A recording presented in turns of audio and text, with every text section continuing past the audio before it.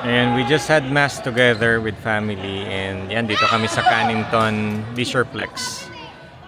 Exercise muna, badminton. Ayan. So maraming mga Filipinos dito, so nakarent yung whole place from 11 to 2 p.m. So for 3 hours pwede ka mag-badminton. Ayan. So kasama natin yung family. Ayan, we just played badminton dito sa Cannington LeisurePlex. Ganda ng facilities dito. May badminton, may swimming pool.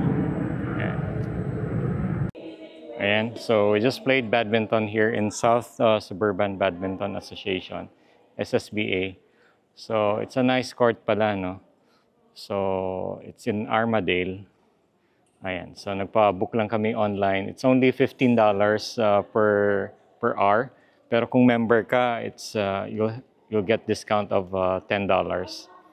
So pero yun, sulit naman. So we came here with the family. Ayan, so we just played 1 hour from 10:30 to 11:30. Ayun. Ayan, so 4 days work week lang ako this week. Monday, naka-leave ako ngayon kasi gumamit ako ng time in lieu credits. So, nako-compensate namin yung mga activities namin after office hours. So, ganun naman ang maganda sa work natin.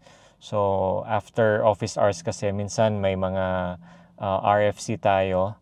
So, yung mga activities na yon nilalag namin, and on another day pwede namin i-compensate. So, ipon ako ng around 7 hours, 7.6 hours na time in lieu.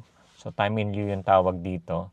So sinamit ko siya as a leave today. So earlier, kanina nakapag-badminton tayo with family. And yun, sinusulit lang yung leave. And ngayon nandito tayo sa physiotherapy clinic. Sinamahan ko lang si My Loves kasi nagte-therapy pa siya ng back pain niya. So I think she's feeling better compared previous 2 weeks. Pero ito yung second physiotherapy session niya. Hope she gets better soon. So mahirap na yung tumatanda. So nag-badminton siya 2 weeks ago, and then siguro kulang sa stretching, sumakit. She took some pain meds. Pero alam naman natin masama yung pain meds, no? May mga complications sa kidney or liver. Kaya diniscourage ko siyang mag-take ng pain meds. So ngayon, nag-physiotherapy siya dito. So, yun. And probably after physiotherapy, quick groceries lang kami. May mga kulang kaming items sa bahay for the rest of the week. And yun.